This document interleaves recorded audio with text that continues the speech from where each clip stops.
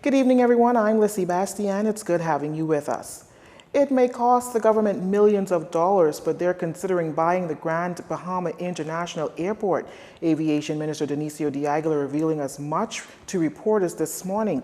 The reasoning behind such a consideration is that current owner Hutchinson Whampoa hasn't expressed interest in rebuilding the airport to where it was prior to Dorian's passing. The airport suffered considerable damage as a result of the storm and remained closed for a number of weeks following Dorian's passing. Now, while tight-lipped on the matter, de Aguilar says purchasing the airport is easy. However, there's a whole lot of other things to figure out after the purchase. How is it going to self-fund itself? And that is what we're looking at the business model. Obviously, we look to NAD, the model of the LPIA.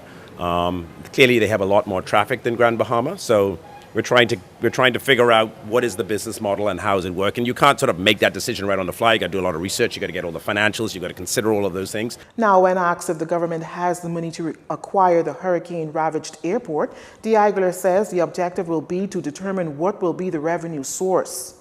So right now, the focus of the Bahamian people is on Hutchinson Port to do something with that airport. Once you buy it, the focus now shifts to the government of the Bahamas. So what are you going to do with it? And to rebuild that airport could cost $20, $30, $40 million. You have to figure out where that money is going to come from. You have to consider who the operator is going to be. You have to consider how that airport makes money. So before we spend the money of the people of the Bahamas, we have to consider all these things. The minister gave no timeline on when a decision will be made, but noted that the government will not be rushed into one. To date, the airport has still not been cleared to receive international flights. Meantime, Rand Memorial Hospital in Grand Bahama preparing for a major overhaul as demolitions to begin on parts of the hospital as of next week, with hopes of having renovations completed before the agreement with Samaritan's Purse ends in March.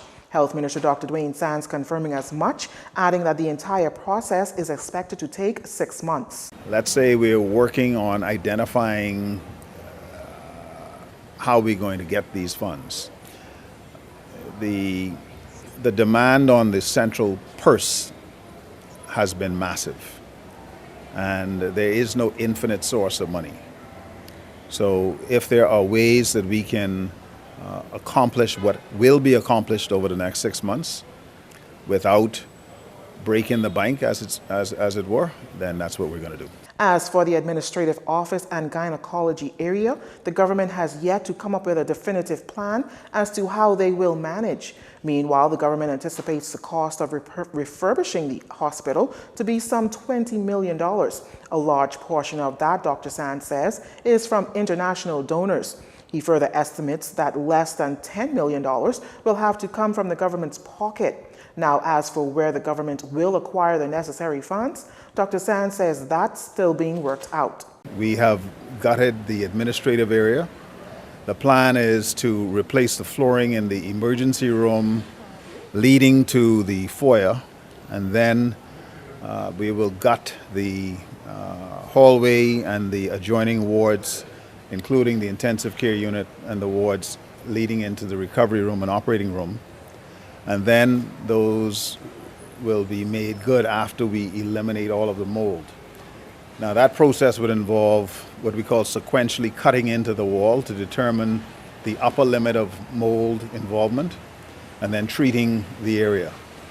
Subsequently, after making the area good, replacing the electrical and high-vac system, then the next step is replacing the furnishing and equipment. The hospital sustained major damage during the passage of Hurricane Dorian. The Bahamas Union of Teachers and Ministry of Education's day in court yesterday doesn't faze Education Minister Jeffrey Lloyd, as he told reporters this morning that he wants the matter to go to court as it needs to be resolved. However, the minister says he remains deeply concerned about the ongoing issues in the public sector, particularly for students at Carlton Francis Primary and C.H. Reeves Junior High School, as he says the action taken by the teachers is most unfair to our students.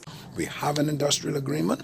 That agreement stipulates the process for dealing with grievances. Let's sit down and let's resolve our differences, whatever they may be. As long as there's humanity, there will be differences, there will be disputes. We are, as intelligent people, both committed to the same process, same objective. We can sit down, we can resolve. If there's a problem, let us look at the problem, let us understand what the problem is, and let's see how we can resolve it. Further, the minister stressed that what students do not need is teachers leaving classrooms unattended at the first instance of discomfort or inconvenience, which he says is most disappointing. And it's disappointing because this activity, this action, this strategy is exercised far too often. It is not fair. If we have a problem, and there will be problems, let's sit down. For God's sakes, we are reasonable people. They are reasonable people. What is the issue? How can we resolve it? Let's come to a place of resolution instead of always seeking to have to be fighting and I can take you to court and so on. Who does that benefit? And we are here for the children of the Bahamas. The BUT returned to court today. However, the matter was adjourned to Thursday. At the crux of the BUT issues are poor working conditions at C.H. Reeves and the ongoing tension between teachers and the principal at Carlton Francis, as well as teachers' salary cut last month. Well, the opposition certainly following the contention between the BUT and education. In fact, opposition leader Philip Davis says Education Minister Jeffrey Lloyd's tenure as minister to date has been a disaster. His comments follow teachers' latest saga regarding issues at Carlton Francis School and C.H. Reeves Junior High School, which is now before the Supreme Court. Yesterday, when teachers should have been in the classroom, many of them were assembled outside the Supreme Court in support of their colleagues who were seeking legal redress over unpaid wages. In our view, the genesis of all this is poor leadership or the lack of leadership. Instead of intimidating and threatening teachers, Minister Lloyd must put the welfare of the students first and act accordingly. His insensitive behavior has hurt our children, and if it is not arrested, could have negative implications for us as a nation. Yesterday, opposition spokesman Michael Darville decried the late opening of schools this semester and the failure to resolve labor issues with the Union of Teachers. The union has long complained of teacher shortages as well as unhealthy and unsafe work conditions. You're watching JCN News. Stay with us. This segment of the news was brought to you by Alive.